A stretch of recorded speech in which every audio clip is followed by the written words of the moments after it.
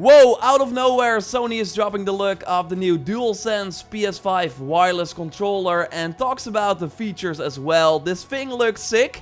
I really like it, so let's go over everything they announced in this video. A like would be super appreciated, and let's go. No, not DualShock, but DualSense is the name of the new PS5 controller, and it looks very different from the DualShock 4, but Sony says that it feels actually smaller than it looks.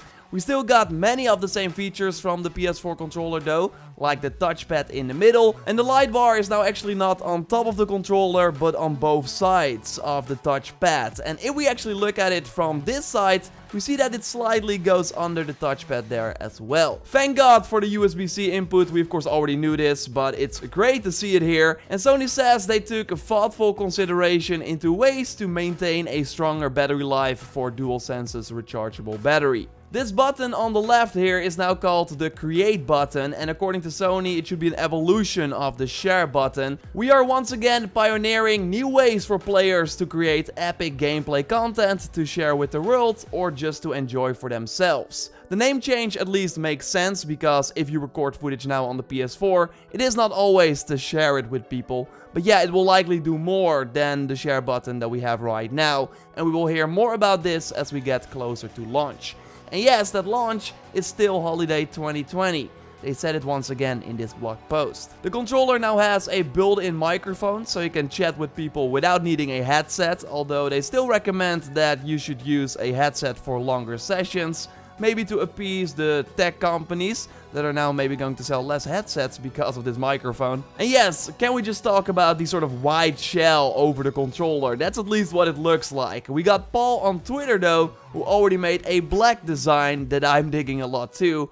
I love red, like I only use red controllers for my PS4, and I think this would actually look great in red as well. So can't wait to see a mock-up of that as well. And with the controller being white, you would think that the actual console is going to be white as well, right? That's usually how it goes. Sony, by the way, said that they look forward to sharing more information about the PS5, including the console design, in the coming months. It already looks less like a shell in this shot though, and here we also see the way bigger R1 and L1 buttons, just like a beefed up R2 and L2, and that actually goes hand in hand with the new adaptive triggers. So you can truly feel the tension of your actions, like when drawing a bow to shoot an arrow. They are already describing how shooting a bow in the next Horizon will feel, and I already can't wait for clips where we see Aloy demonstrate this new feature. But yeah, you see my initial reaction after reading this line here in my tweet.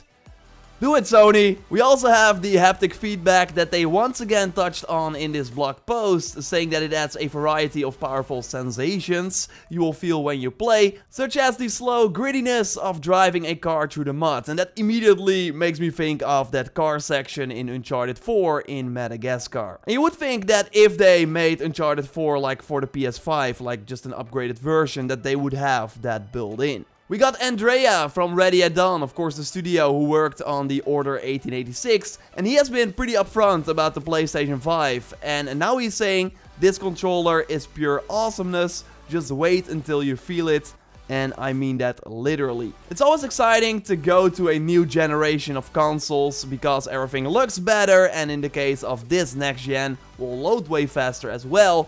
But it's been a while since things also felt different when playing. We want gamers to feel like the controller is an extension of themselves when they are playing.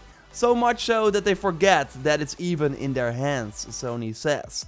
Big words, but they got me hyped up for sure, and I'm happy that Sony is trying new things. They could have just launched a slightly updated version of the DualShock 4 and that would be fine, like nobody would be like, hey Sony, what the heck are you doing? Microsoft is actually doing that. They are just releasing an updated version of their already great controller. But I like that Sony is trying to do some innovating things. Although we of course have to wait and see, like on paper this sounds great, but we wanna feel it in action. I wanna see that Horizon 2 clip that shows me why I should care. Really curious to hear what you think about the design of this new controller. Let me know in the comments down below. If you are able to Photoshop this controller in red, then also let me know in the comments down below. Totally subscribe for everything on the PlayStation 5 and of course the games. Hopefully Sony will talk about the games soon, come on. When Sony drops new info, I will of course bring it to you here as fast as possible. And totally check out my recent video on what the impact of the Last of Us Part 2 delay means for other games like Ghost of Tsushima and way more.